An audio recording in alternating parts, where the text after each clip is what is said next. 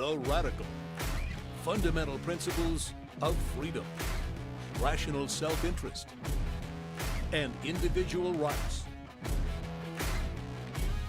This is the Yaron Brook Show.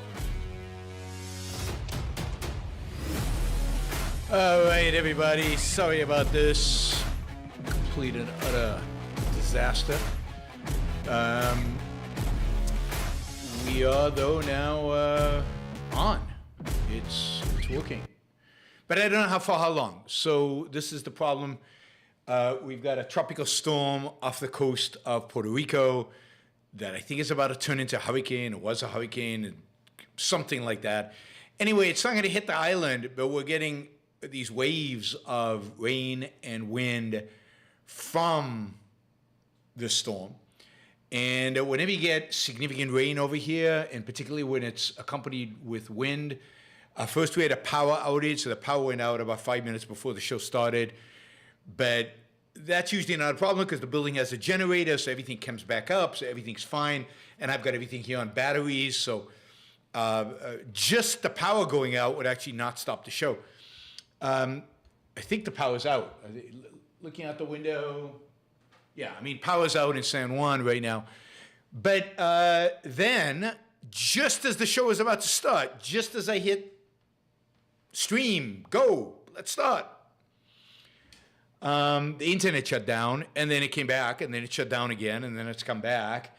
And every time it does that, it drops off of YouTube, and then it comes up on a different link, and then it drops off, and it comes up. Anyway, here we are.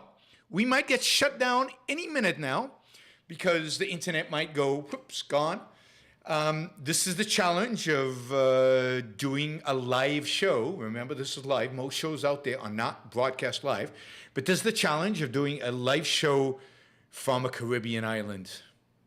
Granted, an American Caribbean island, but still a Caribbean island. So we lost a bunch of people. We had a bunch of people more on the different iterations, so some people have given up and gone to bed or gone to do something else or whatever, but hopefully they'll show up. You can let them know on Twitter, if you're on Twitter, that we have reassembled and we're all here and everything's fine, and that the show goes on. The show goes on. But of course, I don't know for how long. Any second now, the internet could go.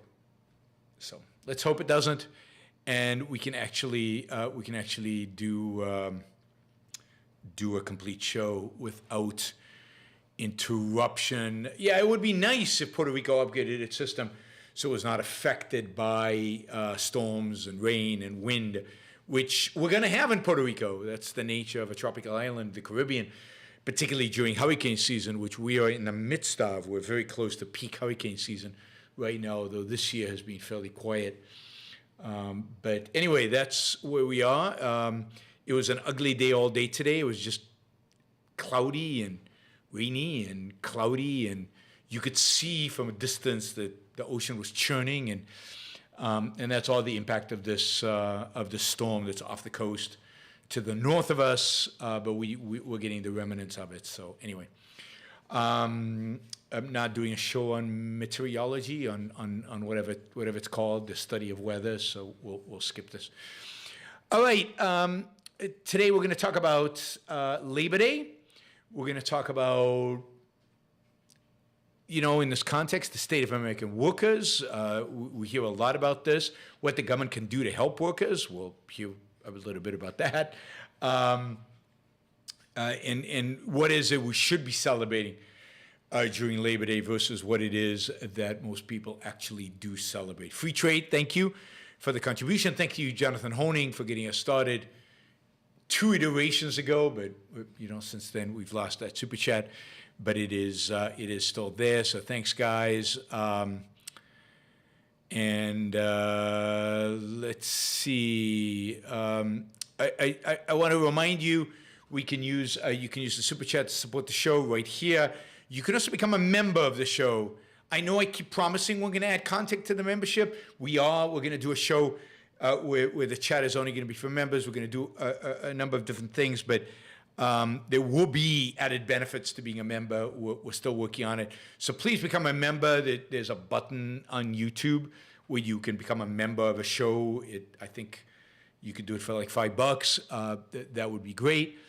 And what are the logistics? You can become a monthly donor, a monthly supporter of the show on Patreon or on YBS.com/support. All right. Before we get to labor, there was, look, anonymous user just became a member. He became a member today. So that's great. I think we have like 120 members, something like that. Need to get to like 1,000 members. That'd be cool. So if you're not a member, become a member. It's cheap and it shows support for the show, and it's another way to get engaged and be part of what we do at the Iran Book Show. I don't know if you saw the news out of Canada, horrible news out of Canada. It looks like a couple of guys, they look like brothers based on the name and based on, they look similar. They've got their photos plastered all over the news.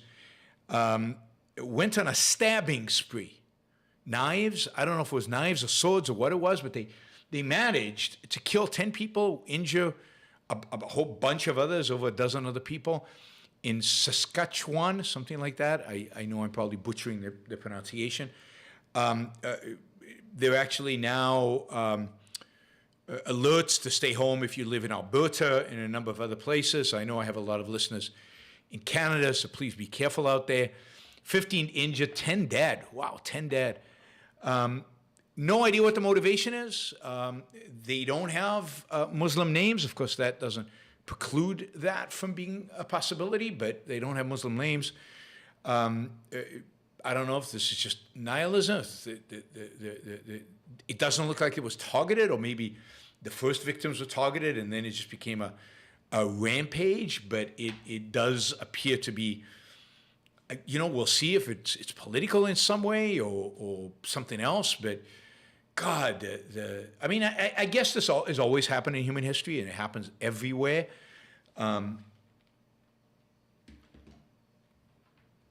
Canada is a little unexpected. It always surprises one when something bad happens in Canada. Canada is such a nice place. People in Canada are so nice. Anyway, except for the government and except for the Prime Minister. So one wonders if it has a political aspect to it. I doubt it, I guess. But the nihilism in the culture that we live in today, it's spooky. It's spooky that somebody, and killing somebody with a knife is, I don't know, it strikes me as, you can shoot people from a distance, you can kill people with a gun, and it seems like there's a distance there, there's a remoteness, there's less of an emotional connection.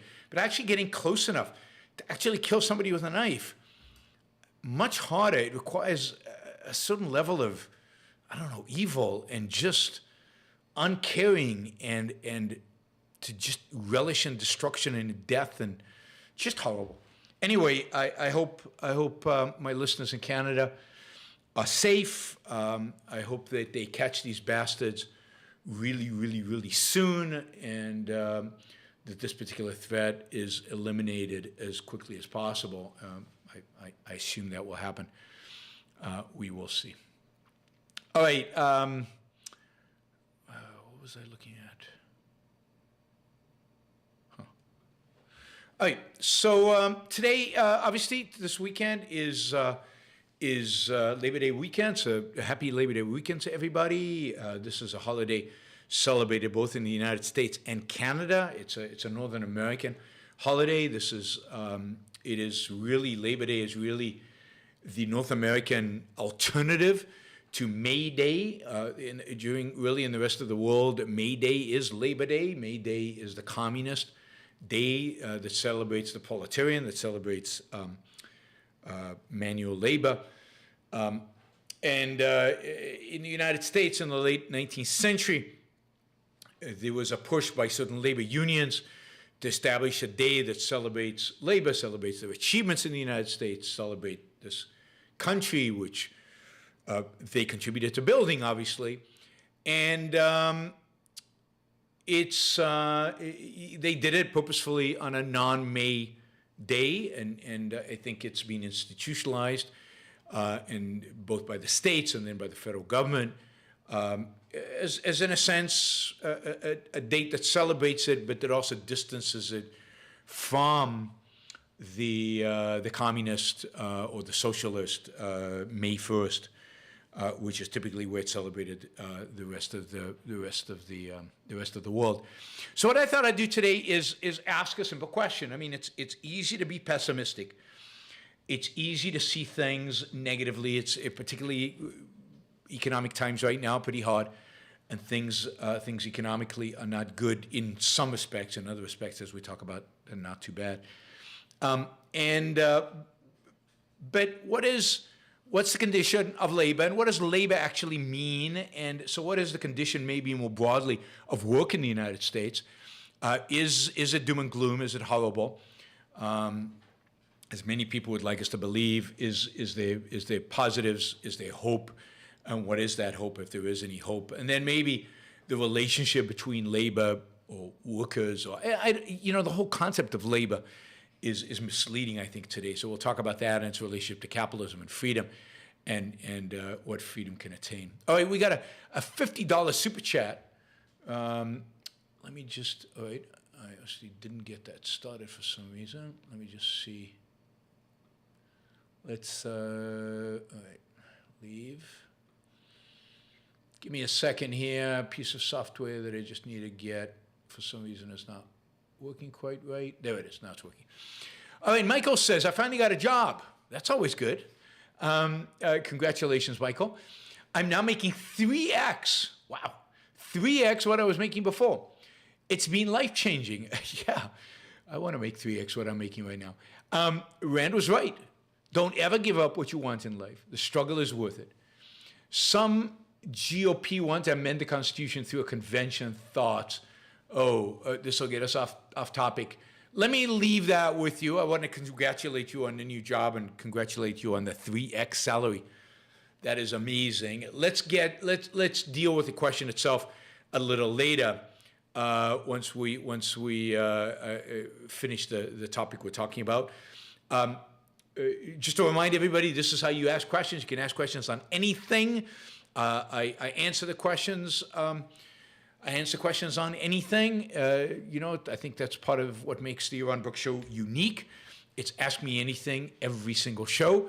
I think the breadth and the scope, and hopefully the depths too, of what we cover is unusual for YouTube shows. I don't think you get quite the spectrum of the types of questions, anywhere from sex, relationships, to economics, to culture, to everything, to amending the Constitution. All right. One other thing I wanted to cover. What was it? I can't remember. Before we got started, but yeah, let's just jump into Labor Day and the state of the world. Oh, I did. That's right. I wanted to do the state of the world today. So the Ayn Rand Institute just released my talk that I gave at OCON this last summer. So it is available on the Ayn Rand Institute YouTube channel. You can catch it there. Hopefully you enjoy it and like it. It's about how I can still be optimistic in spite of everything going on. If you are too lazy to go over to the Ayn Rand Institute website and watch it there, I will be releasing it on my channel, probably while I'm in Asia, kind of to fill in content. I try to keep a bunch of content in reserve to fill in so that I can keep you guys entertained while I'm traveling around the world. So if you want to wait, it'll be available later this month, sometime in the middle of the month. But that is a talk I gave about why I can still be optimistic. There's already some,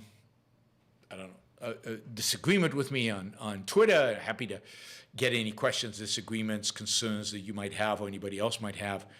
And Anonymous user is asking if OCON is worth it.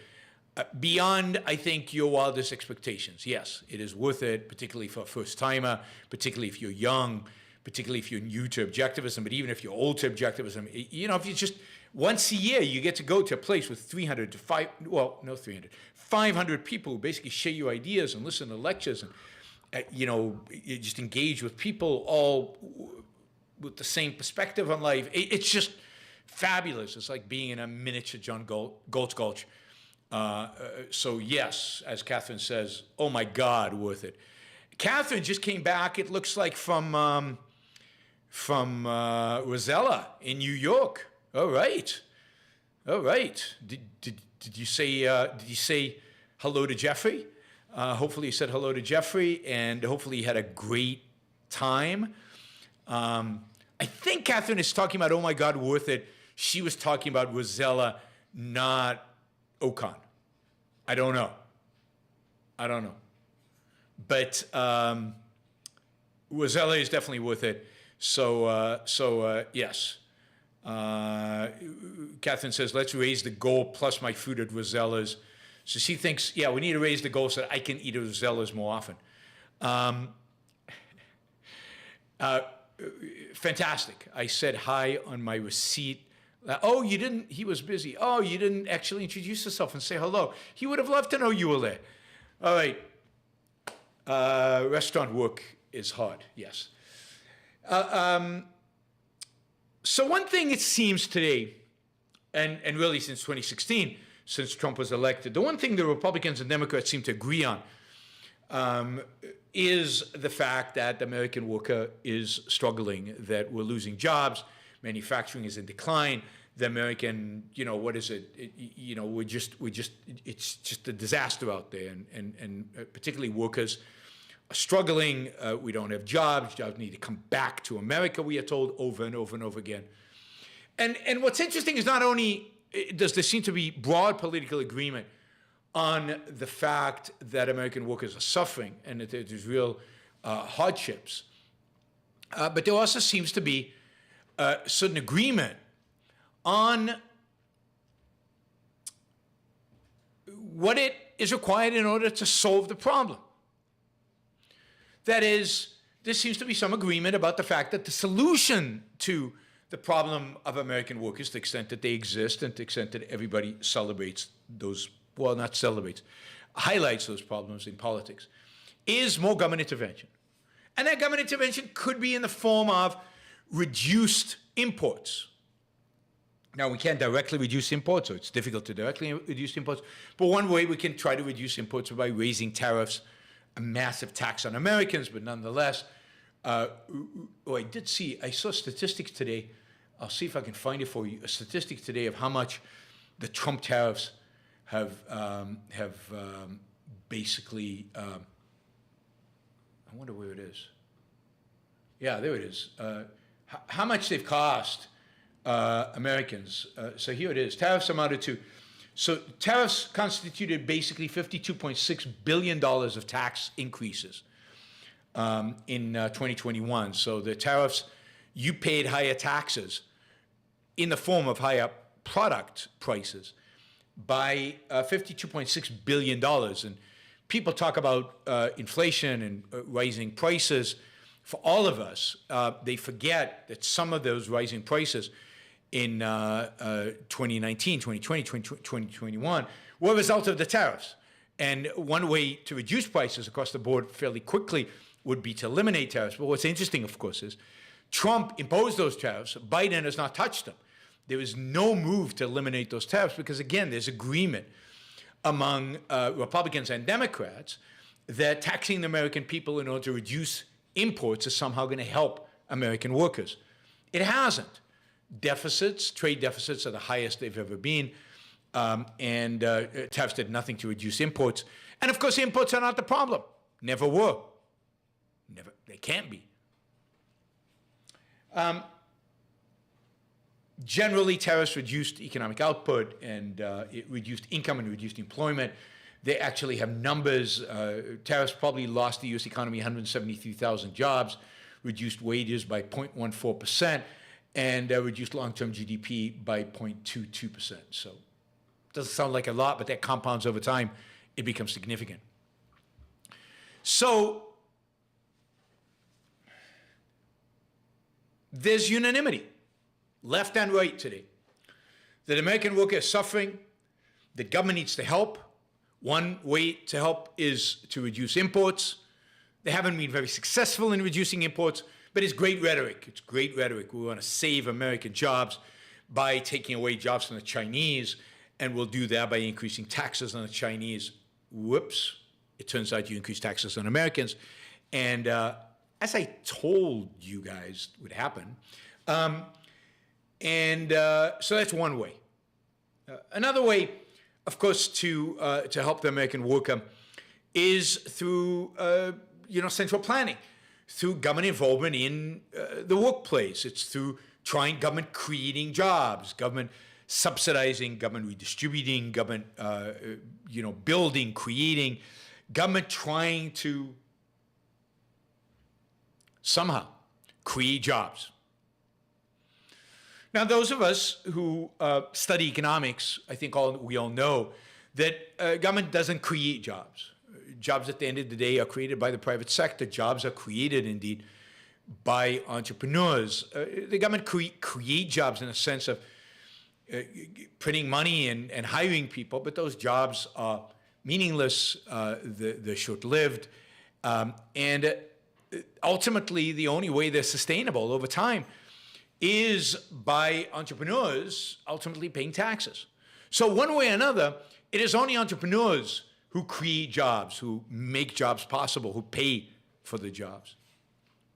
But you now have unanimity among left and right that government can play a significant role in job creation. We saw that with the CHIPS bill.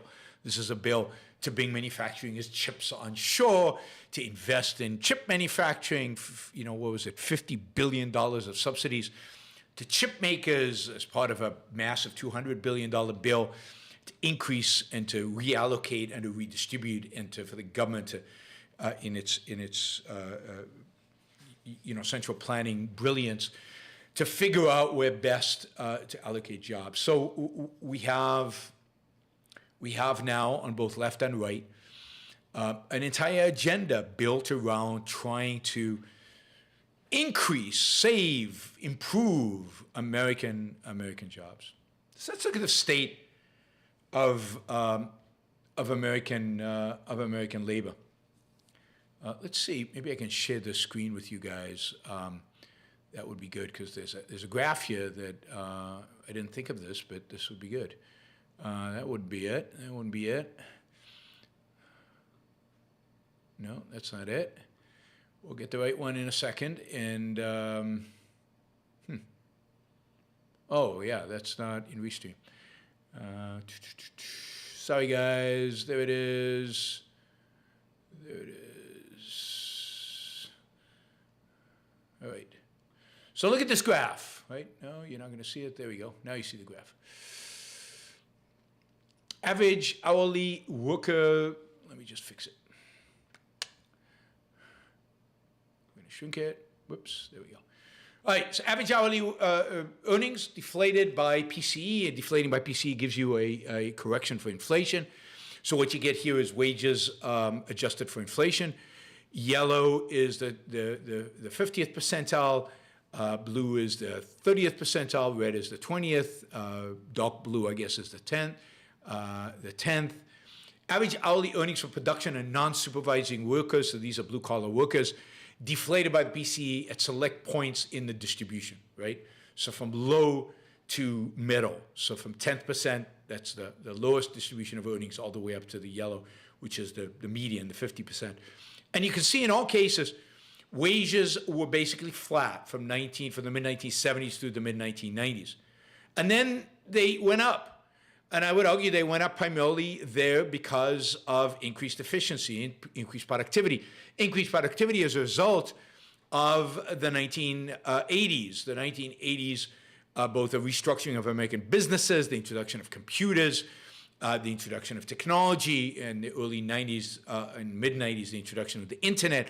All of that, the cumulative effect of all the progress that was made from 1980 on, really in terms of increased productivity, increased technology, increased use of technology, resulted in the fact that wages started going up again in the mid-1990s. They went up nicely through the mid-2000s, and then again stagnated for a while, at least at the lower end, and then have increased significantly recently. Overall, wages today on a real basis, adjusted for inflation, right? Adjusted for inflation, are significantly higher than they were in the mid-1970s, in spite of the fact that both the left and the right constantly hark back to a glorious past for the American labor, where they earned a lot more money and wages have gone down and quality of standard of living has gone down. All complete and utter nonsense, which we've talked about before in discussing inequality. All the stats regarding inequality, wages, and so on that we've been told about now for well over 10 years are just wrong. These are hourly wages, average hourly wages, right, for production and non-supervisory workers, right? So you can see up here, you can see the decline in 2020 in the 50th percentile, but all the other percentiles went up even during 2020. So what we have here is real progress, real success. And yet we observe in the world out there, both political parties, a real panic around this. And I think part of the panic is a result of something we talked about yesterday, which is the perception of people workers, middle-class people, the perception that while their life is improving, people don't notice their improvement. What they notice is relative. And what they notice is that people who are not working, people on welfare, people who are not working anywhere as hard, anywhere as long, anywhere as intensely as the people we just saw in the graph, those people are making about the same as they are. We talked about this yesterday when we talked about inequality in the United States and the fact that in the bottom 60%, there's immense equality because government transfers have provided significant income support to people who are not working or working part-time or working at the lowest wages. So people at the middle see themselves working hard, struggling to make a living, and other people are not working at all and they're making exactly the same living as they are. And that is upsetting to people. I think people are also realizing they're going to have to change jobs, that the old kind of jobs don't exist anymore, that they can't expect to live a static life where nothing changes, that they're actually expected to grow and to change and maybe learn new skills and maybe move to a different city or maybe move to a different job. And all of that is upsetting. So the welfare state plus economic dynamism, I would call it, have all resulted in angst. And people like Donald Trump and the left take advantage of that angst. They tell, yes, we know your wages have not gone up. Lie. Yes, we know we're losing manufacturing jobs to China. Lie. Yes, the American heartline is devastated and in retreat. Lie. But they use that. They use the angst. They use the concern. They use the fact that people feel like and have been told now for a decade, over a decade, that their standard of living, quality of life has not gone up. And it's hard. It's hard to tell. It's hard to tell when you're actually living day to day. It's hard to tell if your life is improving or not. I mean, if the improvement is dramatic, then yes, it's easy. A bigger house. But even if you go into a bigger house, you very quickly get used to the bigger house. Your standards, you get used to those standards. I mean, how many of you who are older, I'm not talking about young people, how many of you who are older remember life without an iPhone? I mean, it's hard to even remember it. It's hard to think about it. And so now when I think about my iPhone, I don't think about it improving my life. It's always been here. My life hasn't gotten better. And yeah, and the differences between this iPhone 13, and the iPhone 10 or iPhone 5 or iPhone 4, I don't remember what the differences were. It's always been this fast. It's always been this good. It's always been this cool. So it looks like my life has been static. It doesn't look like it's been improving. You actually have to think about it to realize it. I mean, and it's everywhere. What was grocery shopping like before? I don't know, Trader Joe's or Whole Food. What was little things, little innovations that happen every single day that are all over the place, constantly improving our lives incrementally. Our lives are getting better incrementally, but we can't see them. We don't know them. So for us, it seems static. It seems stagnant. And static and stagnant.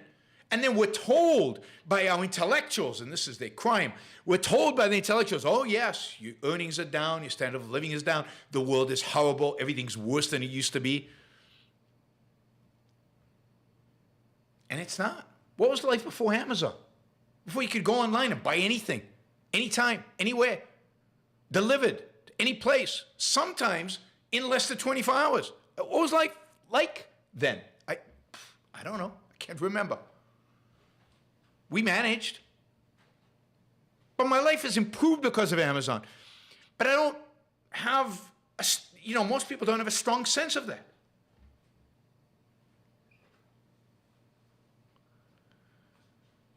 And so we think we're stagnating when we're not. We think the world is stagnant when it's not. We think the standard of living is not going up when it is. And we think wages are not budging, and yet they are. Partially because we're told. Right?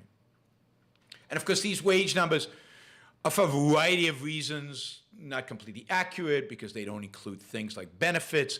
Benefits was a very small part of wages in the 1970s. It's a very big part of wages today. Benefits benefit us, at least some of the benefits do. Some of them are wasted, but some of the benefits, so a significant portion of wages is that. It's also true that households, this is hourly wages, but these hourly wages now fund smaller households. So they used to have households of 4 to 6. Now the households are closer to 2 or 3. So, household size has changed dramatically. So for all kinds of reasons, the graph that I just showed you actually underestimates the progress that has actually been made. And the fact is, the reality is that right now, as bad as things are, as high as inflation is, as dumb as our government is, as evil as the programs that they're instituting are, as bad as our Federal Reserve is distorting and perverting our currency, and making it more and more and more difficult for entrepreneurs to do their job. In spite of all that, we have more job listings than there are people.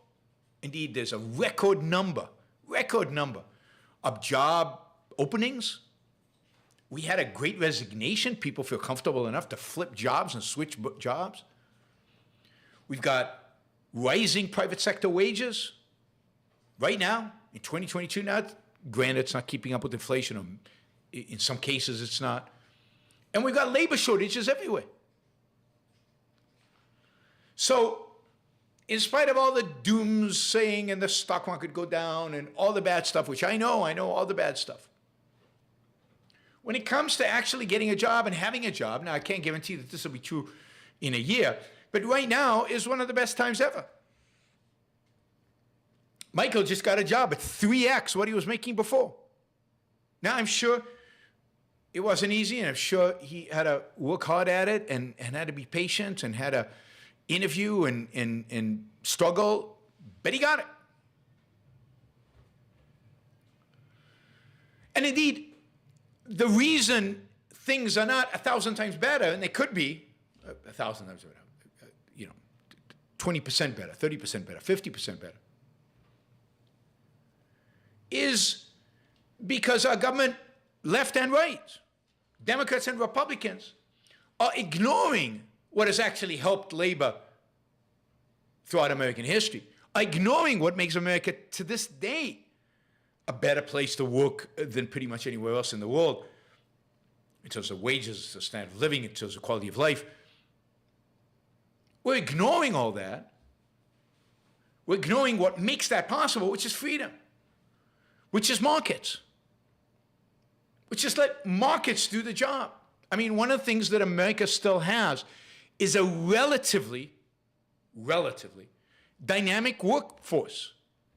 We still hire and fire. We still move. We still resign and leave and change and work and move around. We still have a vibrant private sector. Again, in France, your ideal job, if you're a young person, is to go work for the government. That's not true in America. And in America, we don't like the job, you resign, you move. That entrepreneurial sense of trying to improve one's own life, one's own work, that doesn't exist as much in Europe. Doesn't exist as much in Europe.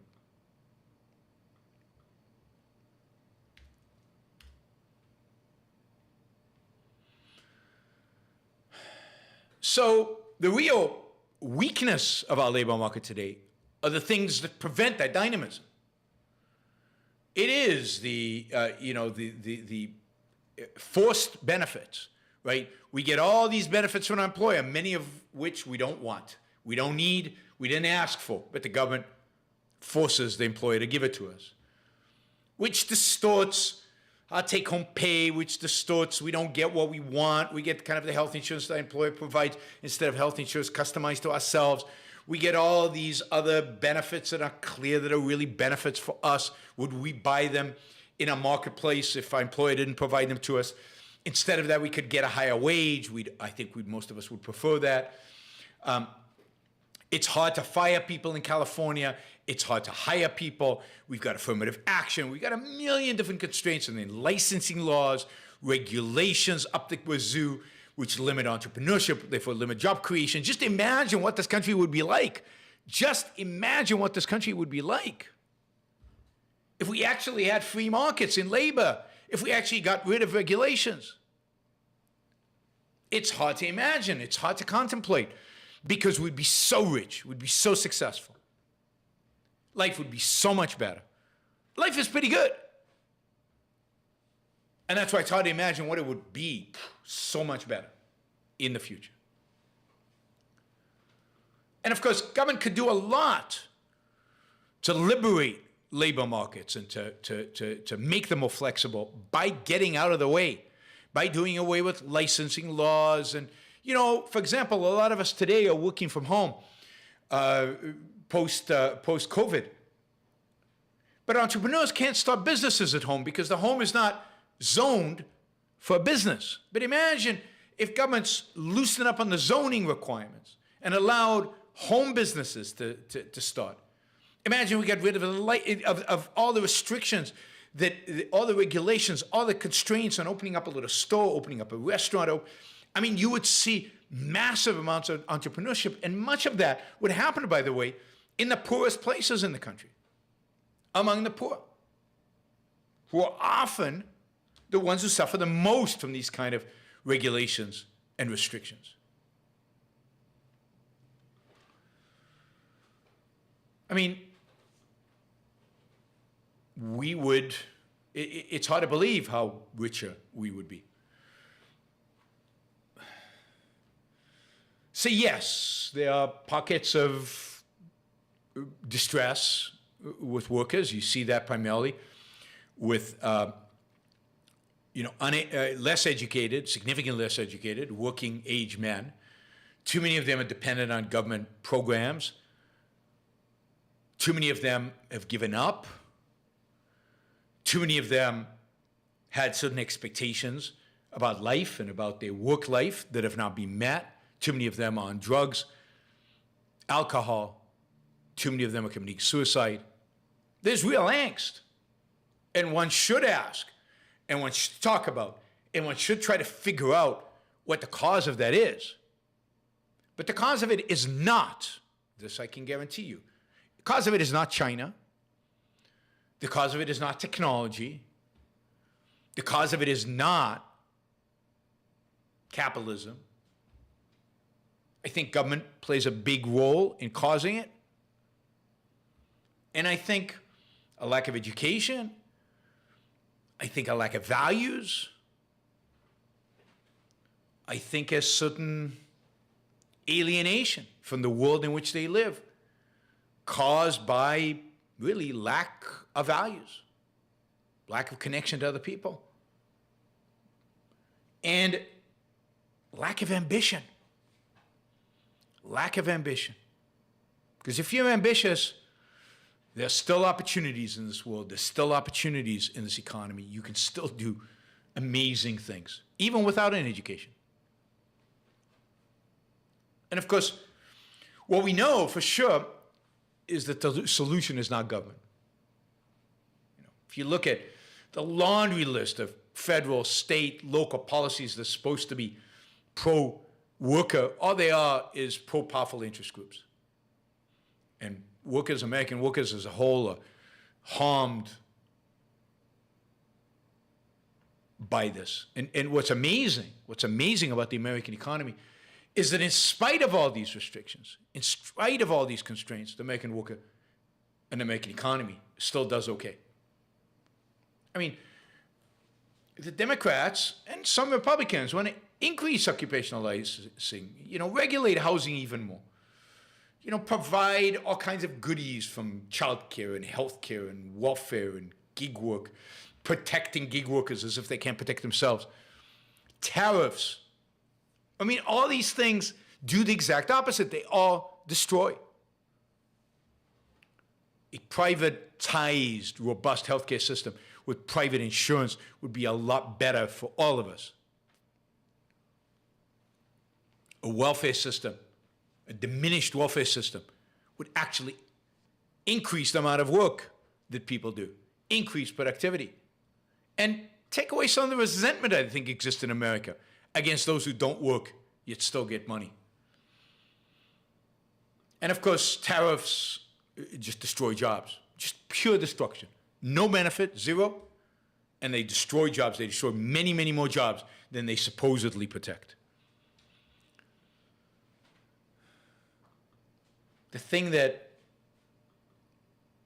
anyway, so, by the way, I think the best kind of economics, I'd say policy blog, economic policy blog, the best economic policy content is being produced today by, and that's why I showed you the graph, and this is the, a lot of this stuff is from the article, by Scott Lincicome, who wrote an article a few days ago about Labor Day, better policies for all American workers, which is very good. But Scott Lincicome from the Cato Institute, and he writes at the Dispatch.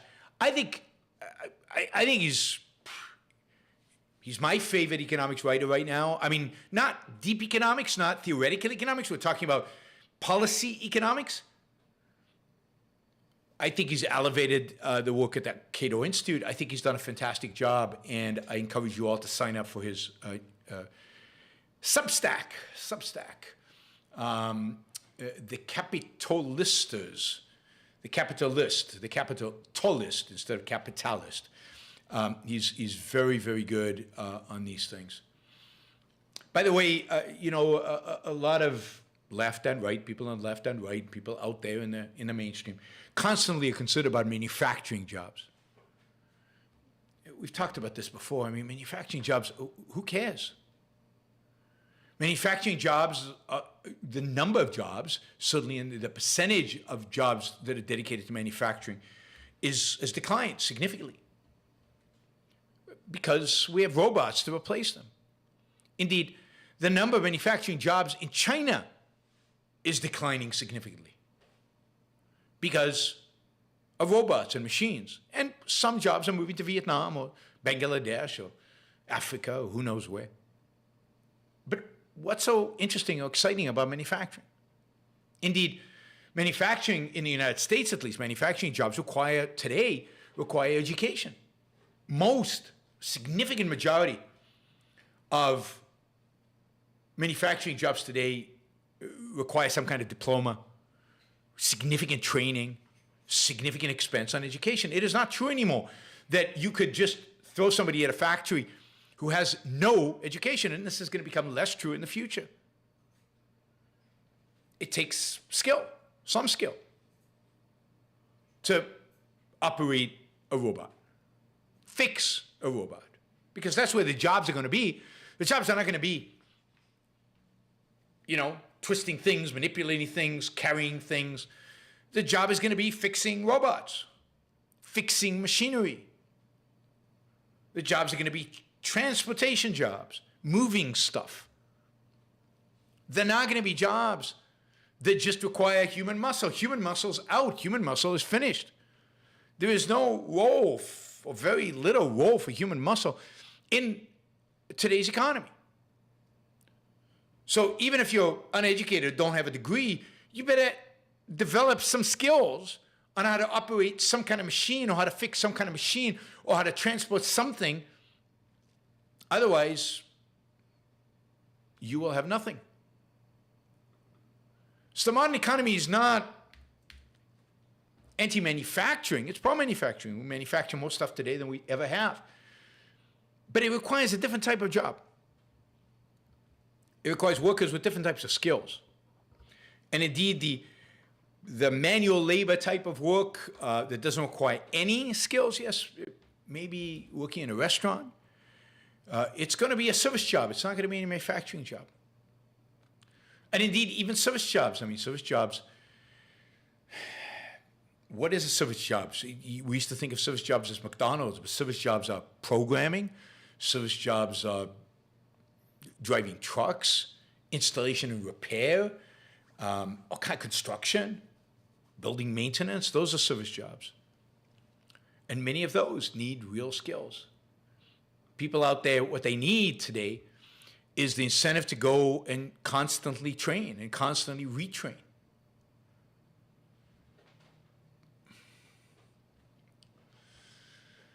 And what does it mean to even talk about labor anymore? Right? Who are we celebrating in Labor Day? Is labor just blue-collar labor? Why? What's so special about blue-collar labor? I mean, nothing much. I mean, it's the least value-added form of labor. Why don't we talk about the amazing labor that our software programmers and our builders who build robots and the engineers who figure out how to put them together? And is that not labor? I mean, there is generally a significant, shunning and putting aside and depreciating the value of the mind, of what actually produces stuff, what actually creates jobs and creates economic growth, and that is the human mind. We value muscle. In that sense, we value labor. But does the engineer not labor? Is there no work involved? I mean, that is such a Marxist-like myth, and so unbelievably destructive. Is it noble to lay bricks, but not noble to design the laying, to design the building, the skyscraper for which the bricks belong? There is no nobility in muscle. There's nobility in work, but any type of work. Again, we're so influenced by, I think, two things coming out of this little spiel. One is by pessimism.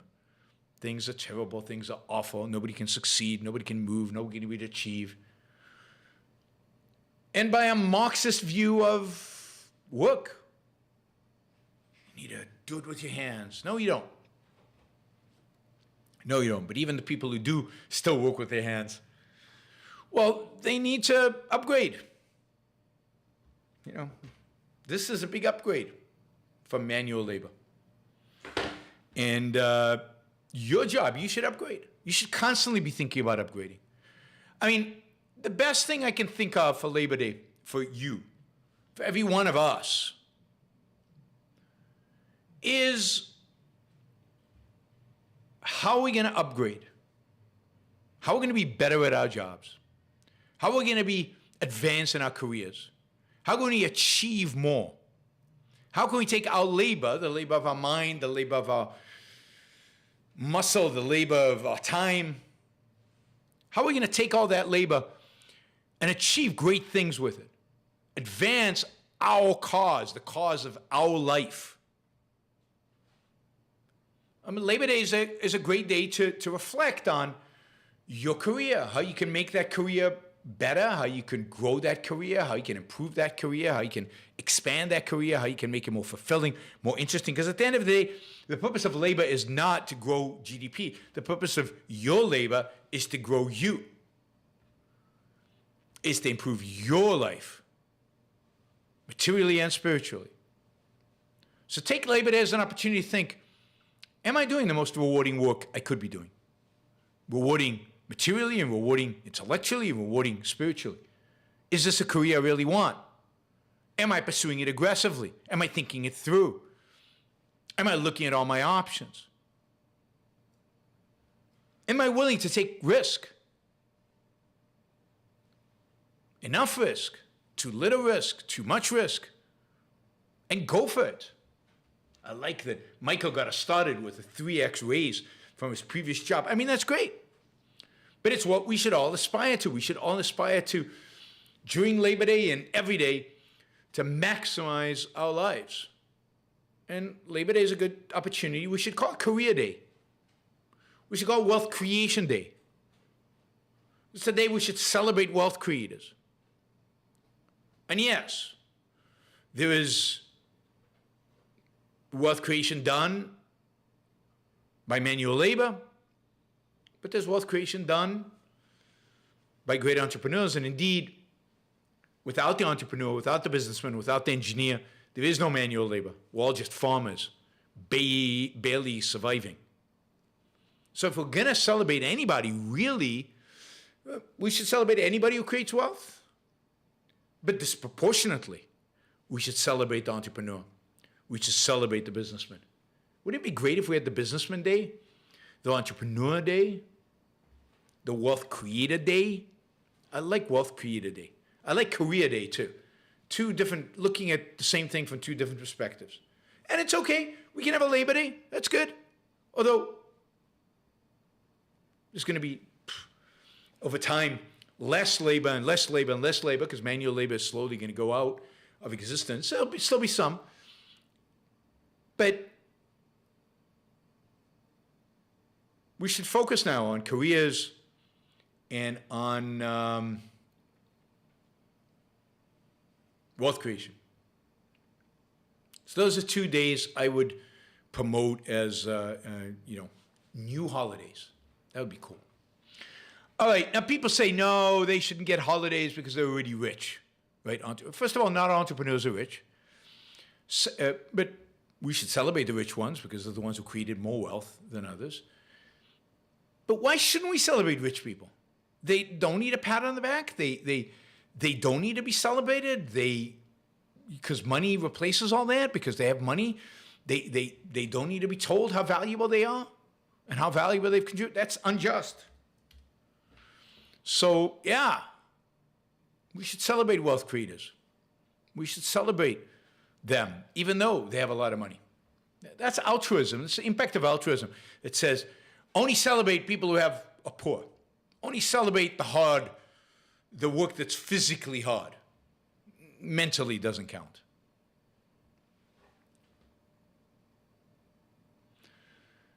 All right. Let's see. We got a few Super Chat questions. Let's take those.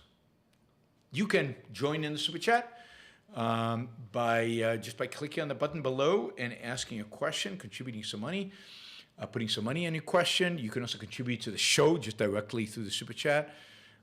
It's part of what makes these shows, I think, valuable, is the fact that I cover so many topics and we can talk about so many.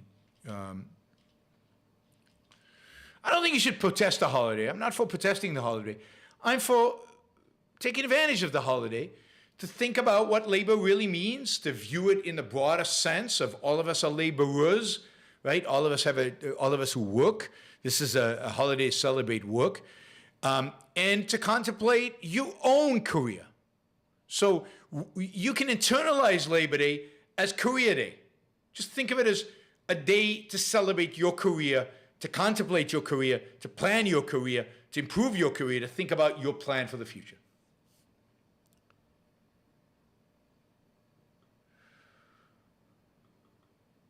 Yeah. All right. So Michael asks, Some GOP want to amend the Constitution through convention thoughts. I think it's a horrible idea. I think it's a horrible idea because the people today would amend the Constitution in the most horrible ways. We don't have a Madison, a Washington, a Franklin. We don't have a Thomas Jefferson, a John Adams. These people don't exist today. The people, particularly right or left, it doesn't matter. They have no clue what the Constitution means. They don't know what the provisions of the Constitution today actually mean because they don't understand what individual rights are. So first of all, if you had a convention like that, you would have to have a test. Only people who can answer a question properly in terms of what individual rights are should be allowed to participate. But imagine if they all got together and they decided to write, to amend the Constitution right now. It would be a frigging mess. It would be a complete and utter disaster. Because they don't know. They don't understand. And they're way more religious and statist than the Founding Fathers were. And therefore, we'd get a Constitution that was worse than the Constitution we have today. Much worse. So I'm all for amending the Constitution, but not by these guys, not by the GOP, not by conservatives today, not by the people advocating for constitutional convention. Amending the Constitution is going to have to wait. It's going to have to wait until we educate, until we get another crop of Madisons and Jeffersons and Adams. We need another revolution. Maybe it won't be armed this time. Maybe it will be an intellectual revolution. We need another enlightenment and a revolution. Only when we have those kind of people would I want to amend a document that is about as good as you could get, so, given the context of when they wrote it. And there's nobody today who could write a constitution as good as that. Nobody today. So why would I let them touch it, amend it? I mean, if they want a particular provision, a particular thing, even then, I'd be terrified of what it would actually say. So no. Let me see. Okay, Fender Harper says, I normally work 9 hours a day. Labor Day is paid off, valued at 8 hours. Holiday pay doesn't add to my work hours that factor into overtime. Labor Day has cost me. I don't make my sweet, sweet overtime money now. Sorry, I get it. I don't know why we need so many federal holidays anyway. I mean, you should probably negotiate with your boss about holidays. So, while I don't have anything particular against Labor Day, I have something particular against a lot of these federal holidays. It's not the particular holiday that I don't like. It's the holiday. It's the fact that we're taking time off. It's the fact that the government is telling us when we can and cannot work. The government is telling our employer to pay us 8 hours a day and not more or not less or whatever. That should just be something that the market works around, right? Works around. Sure, Labor Day has a liberal bias, but it doesn't mean you have to treat it that way. It doesn't mean you have to internalize that liberal bias. You make it a holiday for you. And today it doesn't, because today the Republican Party has embraced the workers of the world. I mean, as well. So today it has just a statist bias. Jennifer says, I feel bad when I see litter on the road. I know litter is made up of things that were very useful, but I am bothered by the carelessness and bad aesthetics of it. Is my reaction understandable? Yeah, absolutely. I mean, there is definitely value in cleanliness. There's definitely beauty in cleanliness, in things being the way they're supposed to be, not full of trash. There's a place for trash. It's called a trash can, or dump, or places where you put trash. It's not pretty. It can stink. It can be destructive. If there's stuff on the highway, it can even be dangerous. But absolutely, we all have a sense of aesthetic, and I think that people who just put litter everywhere, are disrespecting the world in which we live. I wanted to say environment, but I don't want that to be misunderstood. I mean, our environment, our human environment, the environment in which we live, the world in which we live. So yes, I think there's every reason to be upset. And of course, if roads were private and if if generally we had just greater self-respect, I think we live in a cleaner world. And communism was much filthier than capitalism because there was more public property. All right. Landfills, thank you, instead of dumps, landfills. There are all kinds of good words for all that stuff, right? It's not an accident. The collectivism results in dirt. You know, people don't have the respect and don't have the they don't care as much, and they don't have respect for other people. Collectivism diminishes the respect one has for your fellow man, because collectivism breeds a zero-sum mentality. Their gain is your loss. So it becomes dog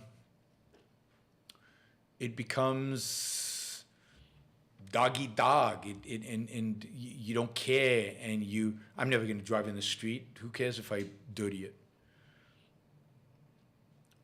Roosevelt, thank you. I really appreciate it. Let's see. Robert says, say what you want about Trump-backed candidates. I'll take them over the Republican establishment that are cronyism, big government, unconstitutional, screwing over the middle class. And Trump candidates are not? I argue that Trump screwed over the middle class as much as Democrats. Trump screwed over the middle class more than establishment Republicans. Trump candidates are going to screw the middle class more than establishment Republicans.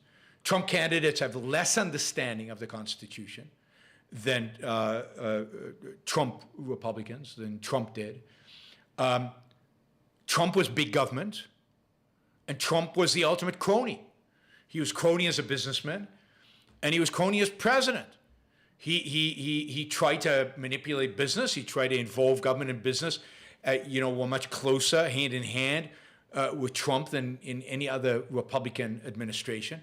No, I think you've got it exactly the other way around. As much as I despise the Republican establishment, the Republican establishment is less crony, less big government, and has a better understanding of the Constitution than Trump-backed candidates. You think Dr. Oz has any understanding of the American Constitution? Is Dr. Oz against big government? Is Masters in Arizona against big government, or does he want government to subsidize and to have industrial policy and to have rules about importation and export, and wants to quote, what are we even talking about? Right? I mean, these Trump-backed candidates, I can't think of anybody worse other than Democrats. I can't think of anybody worse than Trump-backed candidates when it comes to cronyism, big government, and unconstitutional. You think that advocating and perpetuating the mythology of denying a legitimate election is constitutional, is pro-constitution? I mean, everything about the Trump candidacy and Trump candidates. I mean, when does Trump ever mention the Constitution? When does he have any understanding of the Constitution? When does any of these politicians who even talk about the Constitution? So, sorry, no. And screwing the middle class? Who screws the middle class? Exactly. Trump screwed the middle class. Who paid for his tariffs? The middle class. Whose jobs were destroyed by tariffs? The middle class.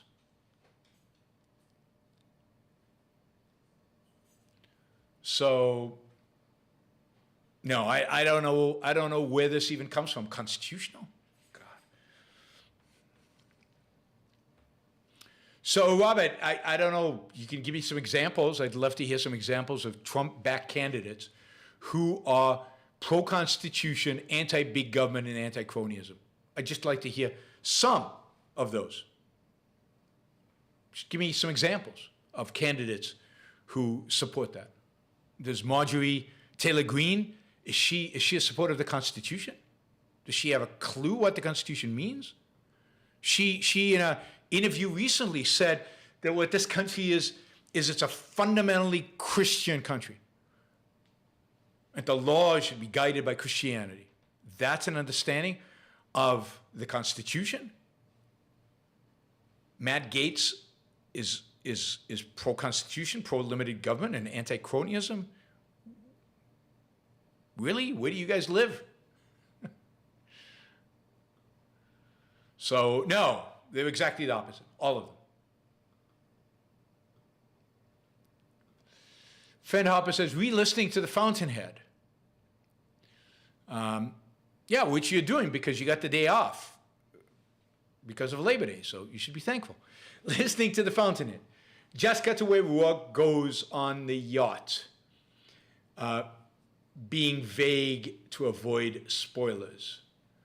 I will probably finish it tomorrow. Can we replace Labor Day with a day celebrating Rourke?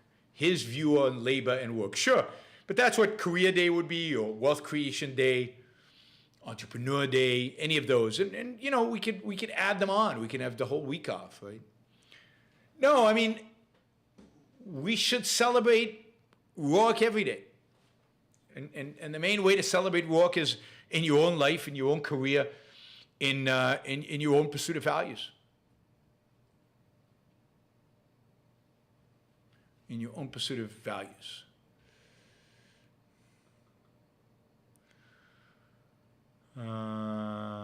Let's see.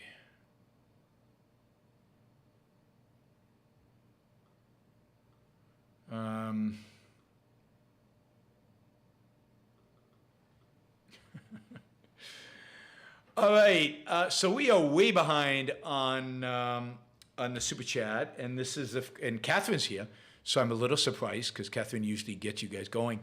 Maybe she's had too much fun at the restaurant and is, I don't know, doesn't have the magic with her. She just doesn't have the magic today because we're way behind. I've only got 4 super chat questions. When I get those through those, we are done. So you've got a little bit of time to step in and ask questions or just support the show. That would be great. But yeah, Super Chat has been down recently. I don't know.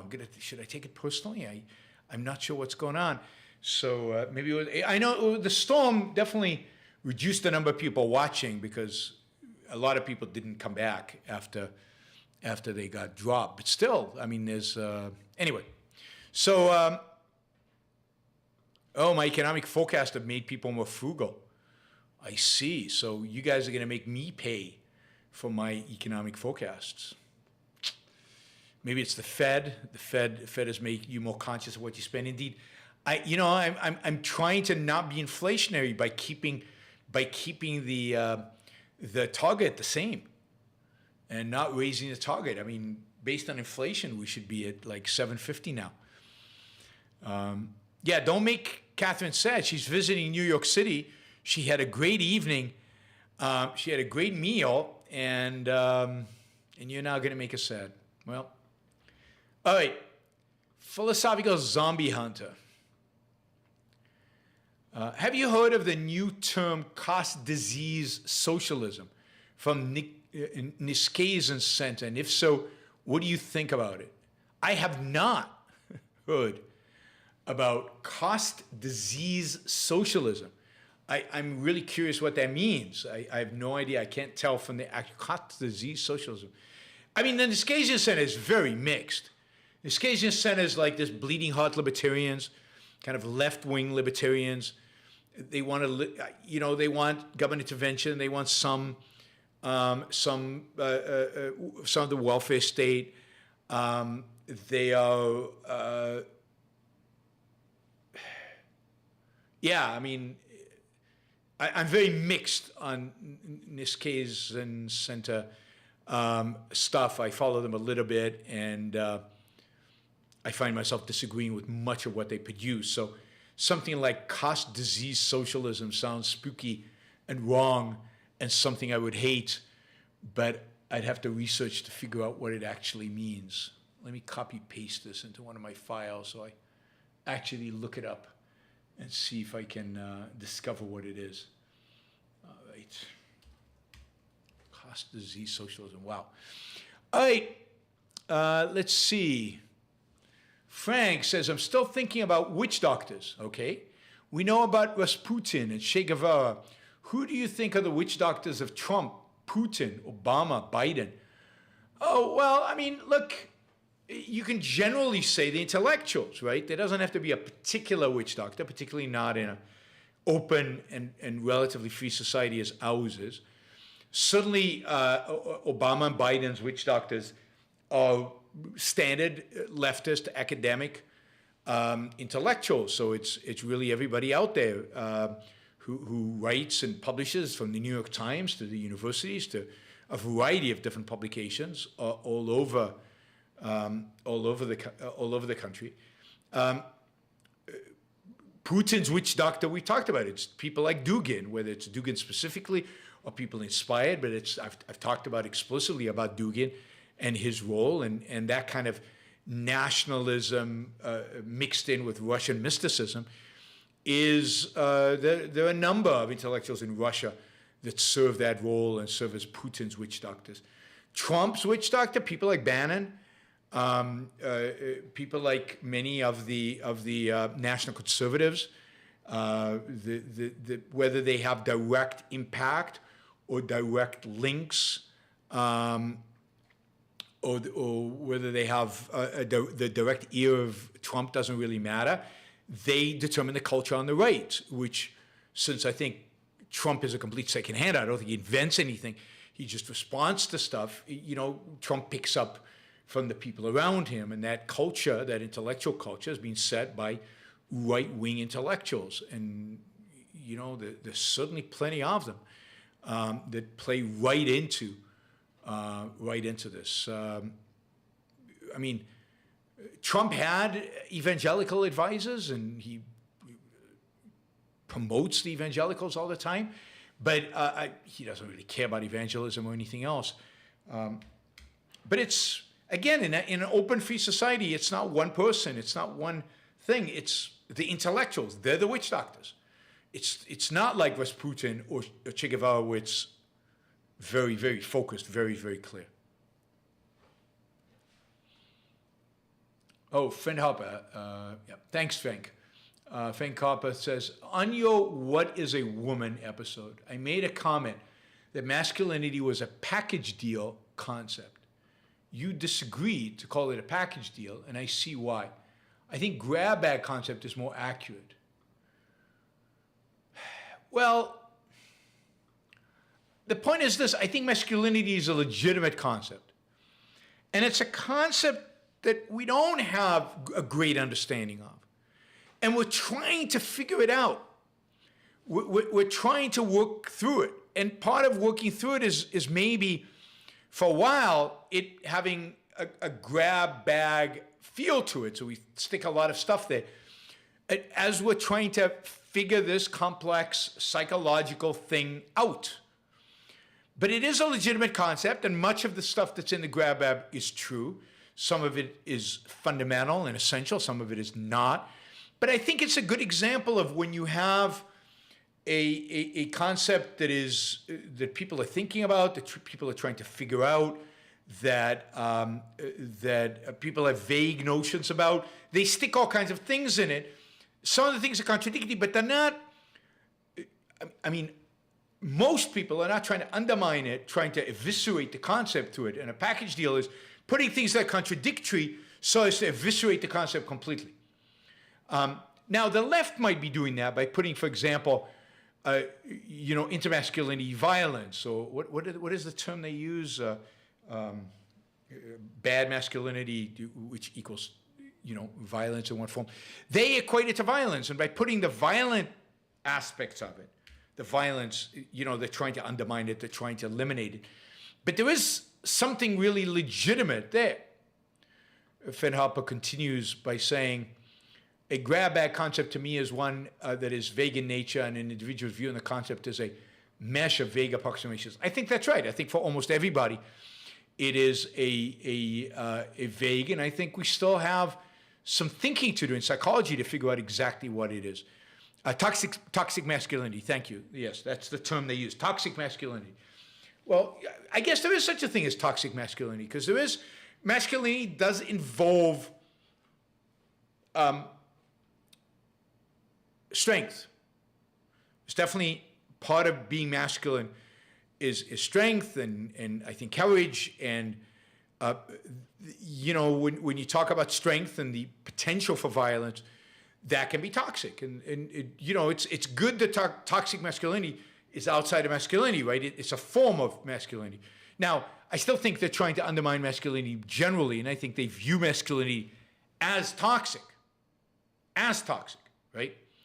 So, and they're trying to undermine and destroy the very, very fundamental concept. But masculinity is a tricky concept because it definitely has something about courage, about strength, an orientation towards reality, towards solving problems in reality, an orientation that's more towards nature, if you will, towards the world than it is towards other people.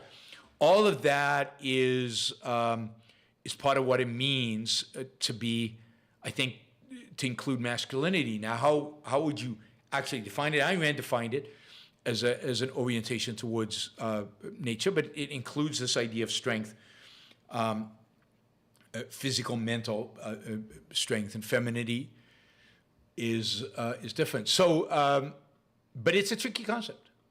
Concepts of psychology are tricky concepts, and it's very easy for people to misunderstand them. What women can be strong. That doesn't mean women are masculine if they're strong.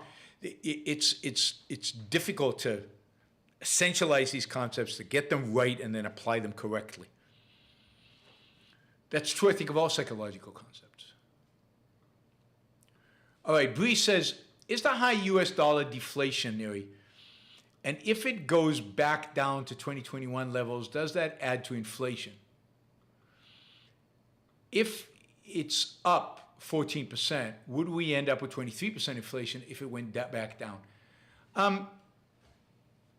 So if the dollar suddenly got weaker all at once, then that would mean all the prices of goods that are imported would go up because it would take us more dollars to buy them because the dollar would be weaker. A strong dollar reduces inflation in a sense that a strong dollar actually, inflation of foreign goods, and a lot of our economy is foreign goods, foreign, natural resources, foreign essential products. So a lot of our economy is centered around imports. So the dollar makes a big difference. So having a strong dollar makes everything else held constant, makes things otherwise cheaper. So if you had just a drop tomorrow in the dollar, inflation would be up, right? Inflation in terms of price inflation. But that's not how it works, right? So if the dollar declined, it would decline over time. There would be causes for it. And it's not clear whether the causes of the dollar dropping the things that would cause the dollar to drop would also be things that offset the inflationary element to it. So if you said all things held constant, all things being the same, just changing the value of the dollar, deflation or inflation, yes, that works fine. But that's not how economy works. Why is the dollar high right now, right? What is underlying it? What does it mean for the prices of goods longer term? All of that is much more complicated and much more complex. You have to be very careful to understand what you're holding constant. I don't know, for example, confidence in the strength of the U.S. economy. One reason why the dollar could be weaker is inflation going higher, people overseas not wanting to hold dollars because they can't buy anything with them, And that would actually weaken the dollar, but it would actually increase the ability of foreigners to buy our stuff. So all these things are constantly interacting and working together. They don't work not everything works in the same direction. So it's very difficult to extrapolate, to say, okay, if I just move this economic parameter in a particular direction, what's going to happen? Because you never actually just move this one thing.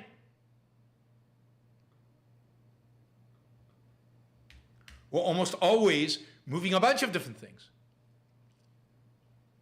And therefore, the response, the reaction is complex. It's complex. Catherine says, let's get closer to the goal. To get closer to the goal, I think we're going to need somebody among the 97 live listeners right now, although we've had, I think, over 200 so far, to step in with like $100 or $200 or $50 or something to get us closer, because otherwise I'm going to finish the super chat before you even have a chance to get us closer. But I'm traveling now, and it's pretty cool to have a really strong dollar. So I'm going to Japan, and the dollar is 140 yen, 139 yen. That's pretty amazing. A lot of stuff in Japan suddenly got a lot cheaper for me. I don't know how the dollar is done relative to the Korean won, because I'm going to be in Korea as well. But I'm sure it's gone up, because it's gone up relative to all other currencies. And the primary reason it's gone up is two reasons for the US dollar to go up. One is the world still has confidence, whether you buy it or not, it still has confidence that of all the economies in the world, once all this mess of inflation and supply chain issues and war and everything else is over, the world still has confidence that the US economy is the economy that will do the best and is the most resilient. And as a consequence, what you want to be holding now is dollars. You don't want to be holding euros. Europe is a mess. You don't want to be holding rubles, because the rubles are worthless. You don't want to be owning yuan, because China's in deep shit. You don't want to be holding any other currency. What you want to be holding is dollars, not even gold. Gold has gone down. So what you want to hold is dollars, because at the end of the day, dollars are what you're going to be transacting with, because the world believes that the U.S. economy is still the most resilient economy in the world. And I think they're right. This is where I for years have disagreed with Peter Schiff and others in terms of how fragile the U.S. economy is. I don't think it's very fragile. I think it's incredibly resilient in spite of the mess it's in. And the world, as bad as the mess in the United States is, the world is as bad, if not worse. That's reason number one. Second reason is, I think that the world believes, that the Federal Reserve is going to take interest rates, is going to take inflation more seriously, and therefore the potential is that they raise interest rates on bonds higher. Although, think of it, people are holding bonds and they're buying 10-year bonds at 3.2% when inflation is over 8%. I don't know who does that. I wouldn't be buying bonds right now. It'd be crazy. But people are buying them. Now, if they're foreigners, they haven't been hurt that badly, because in the meantime, the dollar has appreciated. So in dollar terms, in their local currency terms, the interest rate, if you add the interest rate they get on U.S. Treasuries plus the appreciation of the dollar, they're in better shape, right? So you can buy inflation-adjusted bonds, but now is not the time to buy them. The time to buy them was 2 years ago. You don't buy inflation protection bonds in the midst of high inflation. It's priced. What you want to buy them is before there's inflation, and then they protect you from the inflation that's coming. All right, Justin, let's see. So we're still $359 short. I don't know if anybody's going to step forward or not. We'll see. Justin says, many of my progressive friends are actively embracing the quiet quitting phenomena. Not unsurprising. Most of these friends are government, quota, or union employees. Huh. Yeah, and You know, how do they make a living? Do they go in the government dole? Is that how they survive? Is the Australian government generous enough? Australian benefits generous enough that they can continue living in spite of not having a job and being on the dole? But more and more people are doing that, working age people, and that's sad. You know, labor participation rates are still not anywhere near where they should and have been. Right? Gabe C562 says, what is your moral take on the student loan debt forgiveness that was announced recently, and all the criticism from the GOP members that have companies that have also been shown to have been forgiven for PPP loans? I talked about this on a show I did on loan forgiveness. You can find this much more extensive, both on the economics and the moral aspect of it. First of all, I think it's morally offensive for the government to forgive this debt. But I think what's really morally offensive, and I've said this over and over again, what's really morally offensive is that the government gave these loans out to begin with. Government should not be giving anybody loans. Government should not be in the business of loan making to anybody under any circumstances. It should not give anyone money. But certainly not giving loans to people where there's a private market that can do that and does it very well. Now, not everybody who wants a loan gets it. With the government, everybody who wants a loan gets it. In the private sector, not everybody. But capital is available for student loans. Let the private market deal with it. Government should not be involved at all in loans. So that, to me, is the original sin.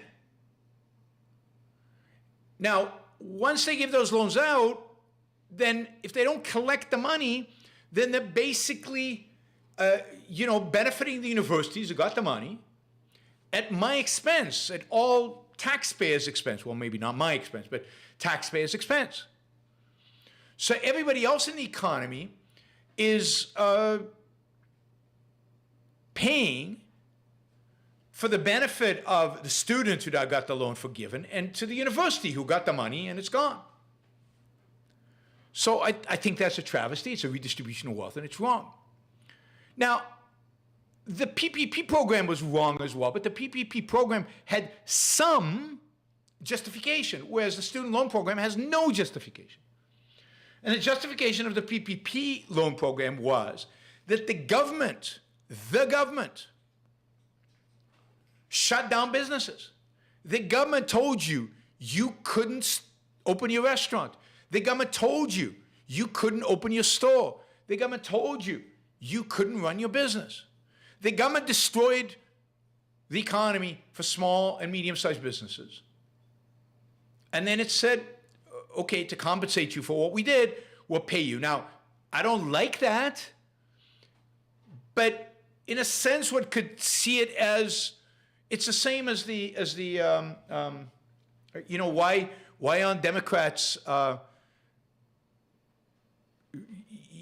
aren't Republicans, and they should be, why aren't Republicans upset about the checks that the government wrote to everybody? Like the stimulus checks that the Trump administration distributed and then Biden distributed. Well, because the only justification for them, I don't think it's a legitimate justification, but it is, but it's better than general regular welfare, is we destroyed your jobs. We destroyed the economy. It's our incompetence and our pathetic lockdowns that did this to you, so we're bailing you out. Not great. So I think the Democrats criticizing the GOP because of the PPP is absurd and ridiculous. I think the PPP is a lot more justified than the student loans. But yeah, all redistribution of wealth is wrong. The welfare state is wrong. The bailout of banks is wrong. The bailout of businesses is wrong. All bailouts are wrong. But Democrats are criticizing GOP and GOP criticizing Democrats. They'll all do it, all of them, all the time. All of them. Bush did it during the great financial crisis.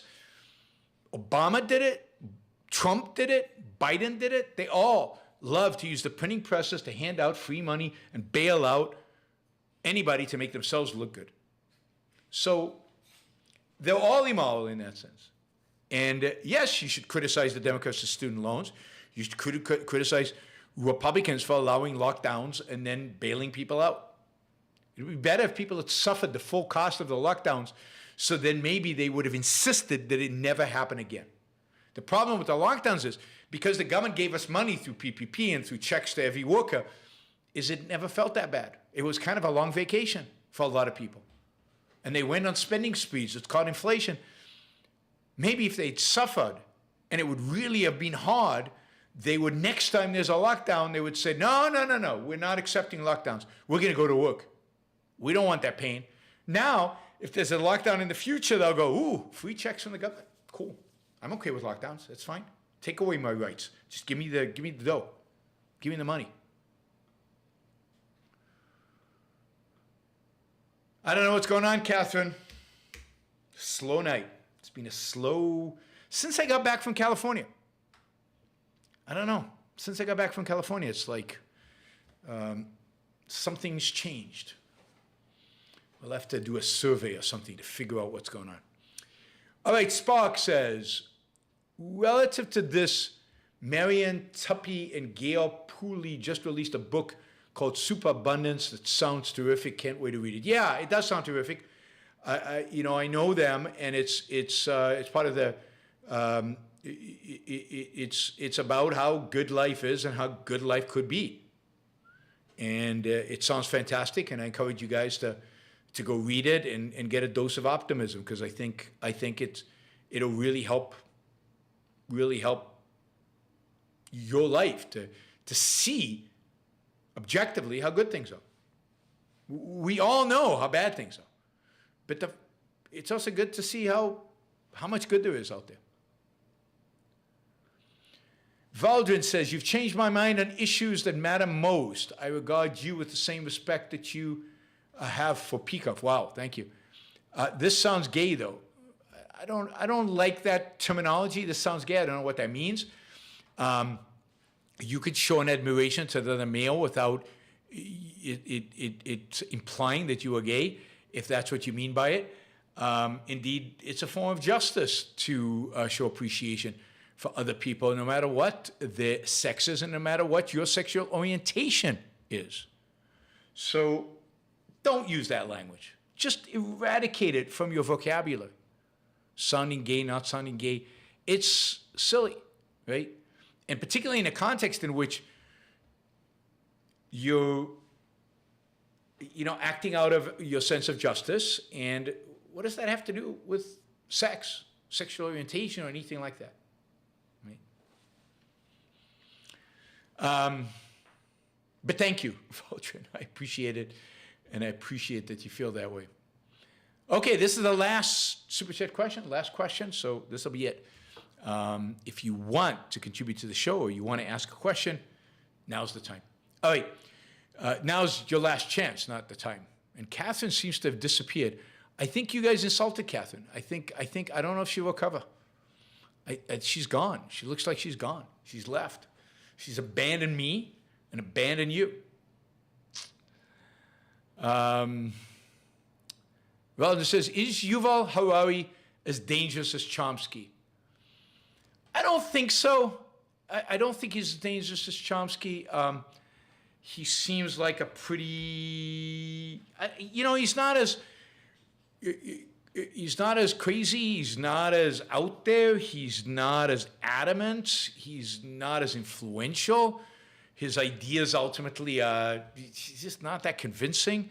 I don't think he inspires young people quite as much as Chomsky did. So no, I don't think he's. I've been watching a lot of Yuval Harari recently because I've been looking for segments to use to criticize, and you can criticize everything he says, but it doesn't have punch. It doesn't have oomph to it. So I'm not sure exactly what I'm going to do.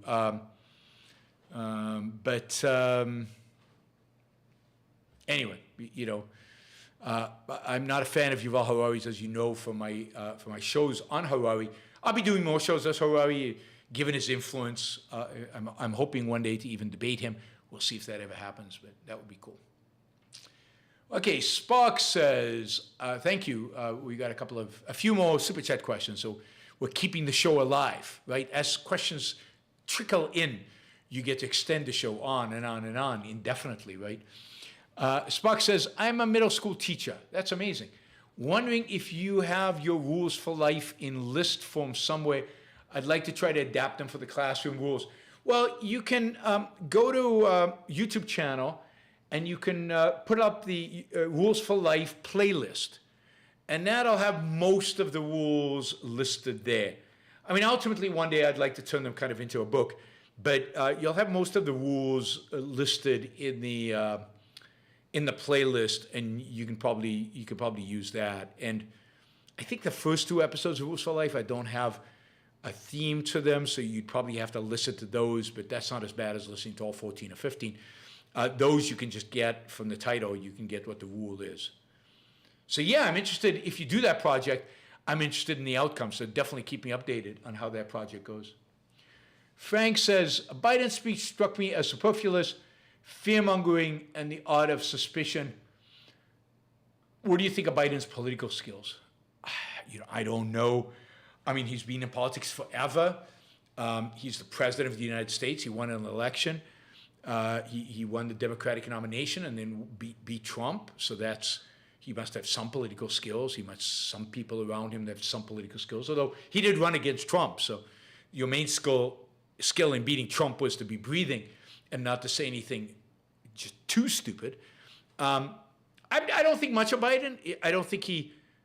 I think he's an empty suit. I think he's not very smart. I don't think he's very passionate about anything in particular. I think he doesn't believe in anything in particular. I don't think he understands most of the issues involved. Again, I don't think he's smart, and I think his mental capabilities are probably diminished with age, and he was never very smart to begin with. So no, I have no positive impression of Biden. He's not a good speaker. He's not good in Q&As. There's nothing really particularly good at him other than he's not crazy left and he's not Trump. That's what got him elected. That's his political skill set. Not crazy left and not Trump. That's all you have to be, and still standing. Right? And all the other Democrats were crazy left or just even less than Joe Biden. Nobody's. He at least had name recognition because he's been around for a long time. He's been in politics forever. Now, in terms of the speech itself, it was a terrible speech. Not because of anything in particular was said. It was just so political. I think he's right on most of what he said about Trump and about Trump Make America Great kind of dedicated supporters. But it just came across as angry and ugly. And what purpose did it have? Did it convince anybody? Did it change anybody's mind about anything? No, it was just, yeah. It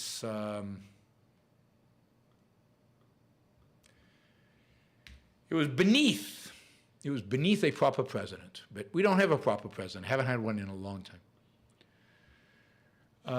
John asks, the new edition of the movie version of We the Living is coming out in early 2023. Do you know anything about this? How much is it different from the edition which was released earlier? Yes, I know a lot about it because I saw it, or at least I saw 90% of it.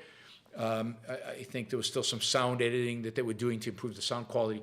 But yeah, it's a beautiful printing of We the Living. We the Living is, I think, the best movie of an Ayn Rand book. It's also, it's just a good movie. It stands on its own as a movie. It's beautifully done. It's amazingly acted. I love Anita Valli as Kira. It's in Italian with English subtitles. The subtitles were edited by Ayn Rand, so the subtitles are subtitles that titles, the dialogue in a sense, is approved by Ayn Rand. It's got a great story. If anybody's interested in the story, you can ask about it. A great story about making it under fascist Italy, and a great story of rediscovering it, because Ayn Rand did not know it existed. It was made in 1942, I think, and Ayn Rand didn't know it existed until the 1960s. So there's a lot of backstory that's really interesting. Happy to go over that if anybody's interested. All right, so Francis, I don't know if he has, I don't think this is a question. He's saying, The Thinker by Burton Braley, a poem for today. So Yeah, The Thinker is a poem by Burton Braley. It is a poem that is perfect. Thank you, Francis, for Labor Day. So let me recite the poem for you. You ready for Yaron Brook's poetry recitation? This is perfect for Labor Day. It's really a perfect poem for any time. But this is Yaron Brook reciting The Thinker by Burton Braley. Back of the beating hammer by which the steel is wrought, back of the worker's clamor, the seeker may find the thought that is ever master of iron and steam and steel, that rises above disaster and tramples it under heel. The drudge may fret and tinker, or labor with lusty blows, but back of him stands the thinker, the clear-eyed man who knows. For into each plow a saber, each piece and part and whole, must go the brains of labor, which gives the work a soul.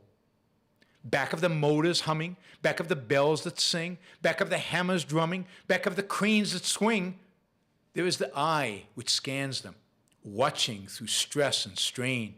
There is the mind which plans them, back of the brawn, the brain. Might of the roaring boiler, force of the engine's thrust, strength of the sweating toiler, greatly in these we trust. But back of them stands the schemer, the thinker who drives things through. Back of the job, the dreamer who's making the dreams come true.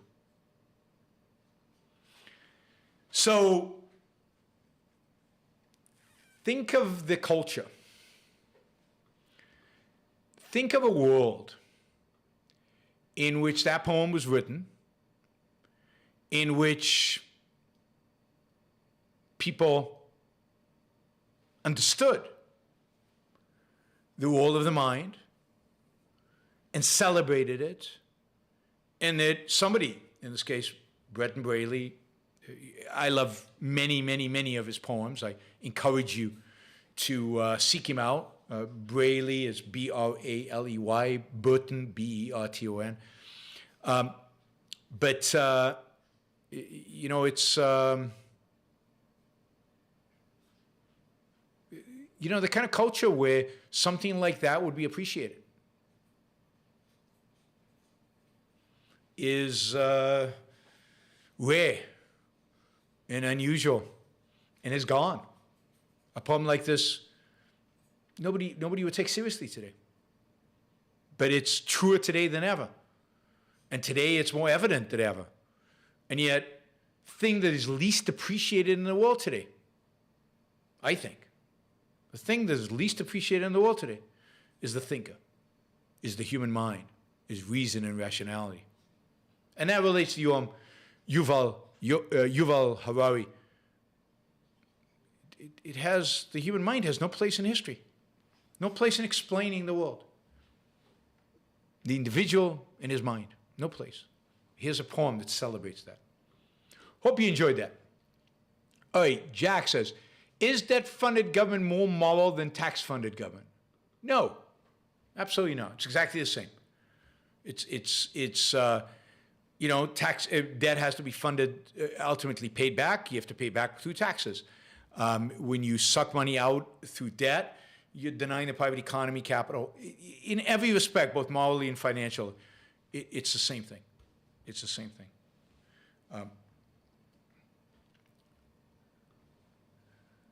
Valdrin says, I know how much you respect Peikoff. I knew you'd understand when I say I respect you to that degree. I appreciate that, Valdrin. Thank you.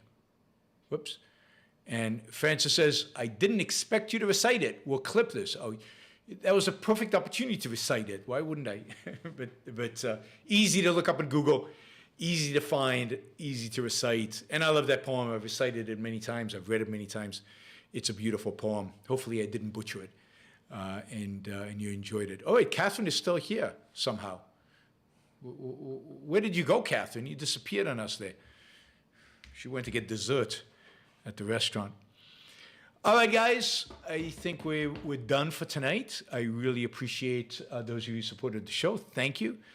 Those of you listening after the fact or not listening live who cannot participate in the Super Chat, you can support the show with the monthly contribution on Patreon or at YaronBrookShow.com/support. So, please do so. And I will see you. I'll probably do a show tomorrow.